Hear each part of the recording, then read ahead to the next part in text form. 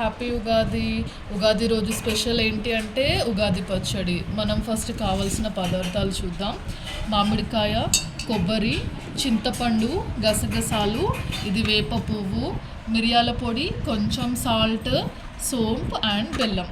ఇవి మనకి కావాల్సిన పదార్థాలు. మనం ఇప్పుడు ప్రాసెస్లోకి వెళ్ళి సో ఫ్రెండ్స్, ఫస్ట్ నేను బెల్లంని నానబెట్టుకొని ఇలా పానకం చేసుకున్నాను. చింతపండును కూడా ఇలా నానబెట్టుకొని గుజ్జు తీసుకోవాలి. ఈ బెల్లం పానకంలో ఈ చింతపండు గుజ్జుని యాడ్ చేసుకుందాం. వాటర్లోకి నేను కొన్ని వాటర్ యాడ్ చేస్తున్నాను. తర్వాత ఇందులోకి సోంపు, ఇలాచి, మామిడికాయ ముక్కలు,